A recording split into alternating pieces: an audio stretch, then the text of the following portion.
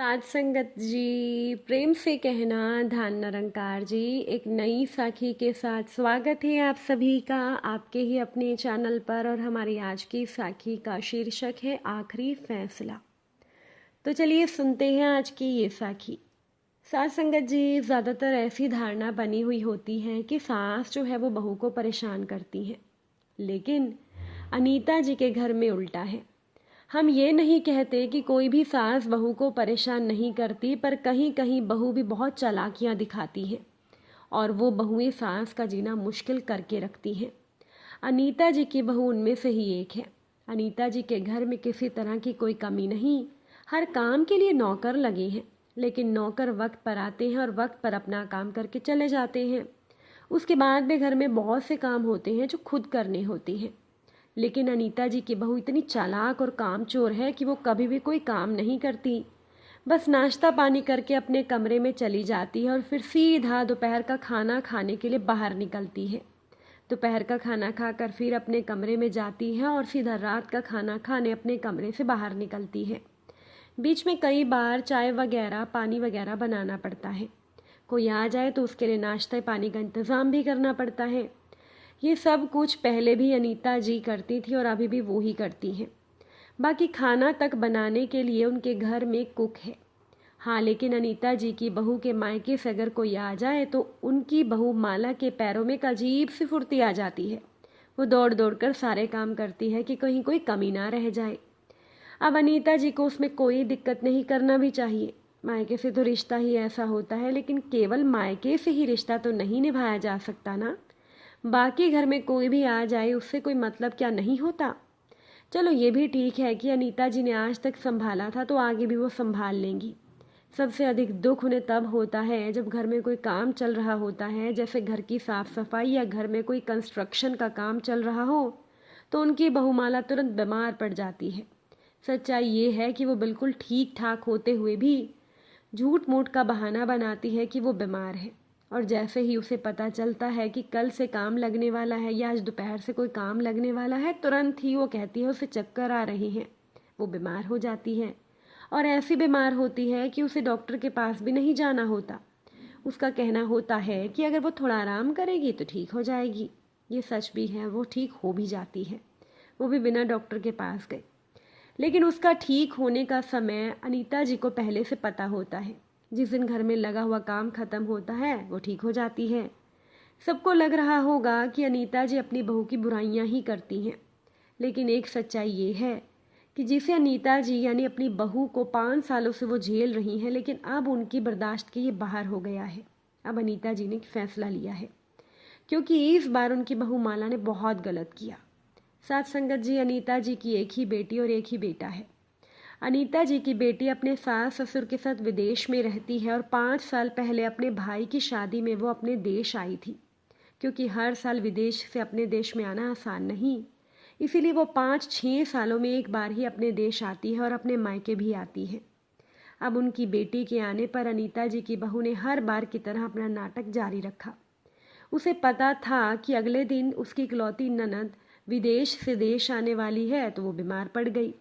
अनीता जी को पता था कि ऐसा कुछ होने वाला है, इसीलिए उन्होंने पहले ही सारे इंतज़ाम कर रखे थे ताकि उनकी बेटी को कोई परेशानी ना हो। आखिर इतने दिनों के बाद बेटी मायके आई है, उसमें भी वो घर के कामों में लग जाए, ये बात अनीता जी को पसंद नहीं। और यहाँ तो उसका ससुराल भी नहीं है। उसके साथ ही उसके सास ससुर 5-6 सालों में एक बार ही अपने देश में आते हैं। उनके देश वाले घर पर तो ताला लगा रहता है, जहाँ साफ सफाई करके कुछ दिनों के लिए वो अपने ससुराल में रहती है। फिर उसके सास ससुर कहते हैं अब कुछ दिन तुम अपने मायके में रह लो, ना जाने फिर कब आना हो। उसके बाद वो अपने मायके आती है। अनीता जी की बेटी अपनी भाभी से शादी के बाद पहली बार अपने मायके में मिलने के लिए आई थी, और उसकी भाभी माला ने उसके साथ ऐसा व्यवहार किया कि बीमारी का नाटक करके पूरा समय अपने कमरे में पड़ी रही। ढंग से अपनी ननद से बात तक नहीं की।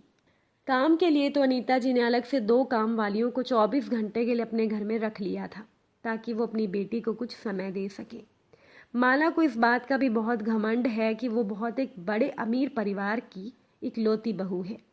माला को इस बात का अंदाजा नहीं था कि अनीता जी की बेटी भी अपने ससुराल की इकलौती बहू है और उसका पति भी विदेश में अपना व्यापार करता है। तो अनीता जी की बेटी को किसी बात की कोई कमी नहीं है। अब अनीता जी की जो बहू है माला, वो बस इस घमंड में रहती है कि वो बहुत अमीर घर की बहू है, बहुत बड़े व्यापारी की पत्नी है, घर में नौकर चाकर लगे हैं तो उसे किसी की भी इज्जत नहीं करनी। अनीता जी की बेटी प्रीति को अपनी भाभी का ये व्यवहार अच्छा नहीं लग रहा था। उसे लग रहा था कि वो क्यों अपने मायके आई। अनीता जी ने बोला कि तू अपने माता पिता के घर आई है जो तुझसे मिलकर खुश होते हैं, उनके साथ खुश रहे, बाकियों के बारे में क्या सोचना। खैर, अब तो अनीता जी की बेटी के विदेश लौटने का समय आ चुका था और अनीता जी ने योजना बनाई कि वो बाहर चलकर होटल में आज सब मिलकर खाना खाएंगे। अब माला बहुत जल्दी तैयार होकर आने लगी तो अनीता जी ने कह दिया, अरे बेटा तू तो बीमार है ना, बाहर जाएगी तो और कमज़ोरी आ जाएगी, तो एक काम कर, तू घर में आराम कर। मैंने काम वाली से बोल दिया है, वो तेरे लिए कुछ हल्का फुल्का बना देगी। लेकिन माला को पता था कि कल उसकी ननद चली जाएगी, तो अब माला के ठीक होने का समय आ चुका था और अब वो ठीक भी हो गई थी। माला बोली, माँ जी अब तो मैं पूरी तरह से ठीक हूँ, दीदी कल चली जाएंगी, कम से कम एक दिन तो उनके साथ बिता लूँ। अनीता जी अपनी बहू की चालाकियों से अच्छे से वाकिफ़ थी, लेकिन वो क्या करती। अगर वो कुछ बोलती तो वो बुरी सास बन जाती और सारा इल्ज़ाम उनकी बेटी के ऊपर आ जाता। वैसे माला का मुख्य उद्देश्य तो यही था कि वो उन पर यानी कि अपनी सास पर नज़र रख सके कि मैं अपनी बेटी के लिए यानी अनीता जी अपनी बेटी के लिए बाजार से क्या क्या उपहार खरीदेंगी, क्योंकि आखिर वो अब इस घर की मालकिन खुद को जो समझती थी, तो माला के हिसाब से ही वो अपनी सास को चलाना चाहती थी। खाना खाकर वो लोग पास के ही एक सुनार की दुकान में चले गए, जहाँ पर अनीता जी अपनी बेटी के लिए सोने के झुमके लेने लगी और अपने नाती के लिए भी वो कुछ सोने का सामान देखने लगी। तो माला का क्या कहना था कि क्या माँ जी आजकल सोना कौन पहनता है, वैसे भी दीदी विदेश में सोना थोड़ी पहनती होंगी, इससे अच्छा तो ये है कि आप इन्हें कोई अच्छे से कपड़े दे दो। अनीता जी को अच्छे से समझ में आ रहा था कि उनकी बहू माला को बेटी के ऊपर किया जाने वाला खर्च पसंद नहीं आ रहा। अनीता जी बोली, तो चिंता ना कर, इतने सालों के बाद तो मेरी बेटी आती है, कपड़े तो मैं उसे दूंगी ही, लेकिन इसके अलावा भी तो कुछ दूंगी ना, आखिर माँ हूँ, इतना हक तो बनता ही है। माला को समझ में आ गया था कि अब वो ज़्यादा कुछ नहीं बोल पाएगी, तो वो तरह तरह के मुंह बनाने लगी। फिर माला ने खुद के लिए भी कुछ सोने के झुमके पसंद कर लिए, लेकिन अनीता जी बोली, नहीं बेटा, अभी मैं अपनी बेटी के लिए खरीदारी करने आई हूँ, तू तो हमेशा साथ ही रहती है, तुझे तो मैं दे ही दूंगी, बेटी को तो कभी कभार ही देने का मौका मिलता है। अनीता जी की बेटी प्रीति ने बोला, अरे माँ कोई बात नहीं, ये मैं ले लेती हूँ और मेरी तरफ से तुम भाभी को उपहार दे देना। अनीता जी ने बोला, नहीं बेटा, तुझे यहाँ ये सब करने की ज़रूरत नहीं, मायके से बेटियों को दिया जाता है ना कि लिया जाता है। अब माला बोली, क्या माँ जी, दीदी मुझे उपहार देना चाहती हैं और आप मना कर रही हैं। अनीता जी ने तुरंत जवाब दे दिया, बेटा उपहार केवल लिया नहीं जाता, दिया भी जाता है। तेरी ननद तो तुझे सोने के झुमके उपहार में दे देगी, पर तूने क्या अपनी ननद को एक दिन भी अपने हाथों से चाय बनाकर तक पिलाई है? उपहार देना तो बहुत दूर की बात है। तेरी ननद का बेटा भी आया है, तूने उसके लिए खिलौना तक नहीं खरीदा, जबकि तेरी ननद तो अपनी भाभी के लिए बहुत सारे महंगे उपहार लेकर आई थी और कल ये चली जाएगी, लेकिन तूने एक बार भी नहीं सोचा कि अपनी ननद और इसके बच्चे के लिए कुछ खाने की चीज़ ही बना दूं या कोई खिलौने ही खरीद दूं या अपनी ननद को कोई कपड़ा ही खरीद कर दे दूं। रिश्ता एक तरफा नहीं दो तरफा निभाया जाता है। ये सुनकर माला का मुंह बन गया, वो पूरे समय मुंह फुलाकर बैठ गई। प्रीति को लग रहा था कि उसकी वजह से सास बहू के बीच में खटास आ गई। वो अफसोस कर रही थी कि वो मायके क्यों आई। अनीता जी ने कहा, तुझे चिंता करने की ज़रूरत नहीं, तू मेरी बेटी है, तेरा हक है, और कौन सा तू रोज़ रोज़ मायके आती है। अगर तेरे 5 साल में एक बार भी मायके आने पर किसी को तकलीफ़ होती है तो होती रहे, मुझे कोई फ़र्क नहीं पड़ता। खैर प्रीति अगले दिन लौट गई। माला ने विदाई के समय अपनी ननद के बेटे के हाथ पर 100 रुपये तक नहीं रखे, जबकि प्रीति ने जाते समय अपनी भाभी को सोने के झुमके उपहार में दिए थे। आज अनीता जी का दिल पूरी तरह से टूट चुका है और उन्होंने एक फैसला लिया है कि वो अब अपने बेटे और बहू के साथ में नहीं रहेंगी। उनका बेटा बहू अलग घर लेकर रहेंगे और अपने सारे काम खुद करेंगे, क्योंकि ये घर उनका था। इस घर के मालिक अनीता जी और उनके पति हैं, ये व्यापार उनका है। और ये व्यापार अनीता जी के पति ने अपने दम पर खड़ा किया था, जिसमें उनका बेटा अपने पिता के साथ काम करता है। अब अनीता जी का बेटा चाहता तो वो अपने बेटे को व्यापार के लिए पैसे दे सकते हैं, या चाहे तो व्यापार में वो साथ काम भी कर सकता है और सैलरी के रूप में पैसे ले सकता है, जैसे उनकी मर्जी होगी। लेकिन अब अनीता जी अपने बेटे बहू के साथ नहीं रह सकती, क्योंकि वो अपनी बहू के रोज रोज के नाटकों से परेशान हो चुकी हैं। जब इस बुढ़ापे में भी अनीता जी को अपने हाथ जलाकर सारे काम खुद ही करने हैं, तो क्या फ़ायदा बहू के घर में रहने से।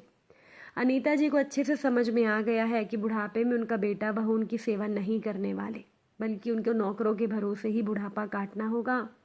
तो क्यों फिर वो फालतू में बेटे बहू के मुँह में उनकी खातिरदारी करती रहीं, जो कि उस बहू की जिन्होंने बेटी को एक हफ्ते तक मायके में बर्दाश्त नहीं किया। अब अनीता जी ने अपना फैसला अपने बेटे बहू को सुनाया, जिस पर माला ने अनीता जी की बेटी के ऊपर एक और इल्ज़ाम लगा दिया कि उनकी बेटी उन्हें भड़का कर गई है। जबकि प्रीति तो जब तक मायके में रही वो माँ को समझाती रही कि जाने दो माँ, तुम समझौता करके रह लो, तुम्हें तो अपने बेटे बहू के साथ ही रहना है ना, मैं कौन सा तुम्हारे साथ हमेशा रहती हूँ, कुछ ऊंच नीच होने पर तुम्हारे पास क्या मैं आ पाऊँगी। लेकिन माला की अकड़ ने आज अनीता जी को ये कड़ा फैसला लेने के लिए मजबूर कर दिया। माला अभी भी अपने घमंड में जी रही है कि मेरी सास के बोलने से क्या होता है, और वो अपने ससुराल में घर की मालकिन बनकर इसी घर में रहेगी, क्योंकि उसकी शादी हुई है। पर उसे ये नहीं पता ये सारी संपत्ति की मालकिन अनीता जी हैं। उनका घर और उनके पति का व्यापार, जो भी दुकान है, वो अनीता जी के नाम पर है। अनीता जी चाहें तो बेटे बहू को धक्के मार कर घर से निकाल सकती हैं, पर वो ऐसा नहीं करेंगी। लेकिन हाँ, वो बेटे बहू के साथ नहीं रहना चाहती, क्योंकि उन दोनों ने सारी हदें पार कर दी। इसके लिए अनीता जी को चाहे कोर्ट कचहरी जाना पड़े तो वो उसके लिए भी तैयार है, क्योंकि वो जानती हैं कि जैसी माला है वो ज़रूर सास के ऊपर कोई झूठा इल्ज़ाम लगाएगी। लेकिन इस बात की चिंता अनीता जी को नहीं, क्योंकि उनके घर में काफ़ी नौकर चाकर हैं, तो इसीलिए उनके घर के कोने कोने में कैमरे भी लगे हुए हैं। अनीता जी के पास हर एक बात के पक्के सबूत हैं कि उन्होंने कभी बहू के साथ कुछ गलत नहीं किया, तो वो अनीता जी हर चीज़ के लिए तैयार है। लेकिन अब वो अपनी बहू माला के साथ अपने घर में नहीं रह सकती, और यही उनका आखिरी फैसला है। तो साथ संगत जी, अब आप सभी कमेंट करके बताइएगा कि आप सभी को अनीता जी का ये फैसला कैसा लगा। क्या उन्हें बेटा बहू से अलग हो जाना चाहिए, या फिर उन्हें माला के साथ ही रहना चाहिए। आपका जो भी फैसला होगा, आपकी जो राय होगी, कमेंट में ज़रूर बताइएगा। साखी अच्छी लगी हो वीडियो को लाइक शेयर ज़रूर कर दीजिएगा। आप सभी से फिर मुलाकात ज़रूर होगी नई साखी के साथ। साथ संगत जी प्यार से कहना, धन निरंकार जी।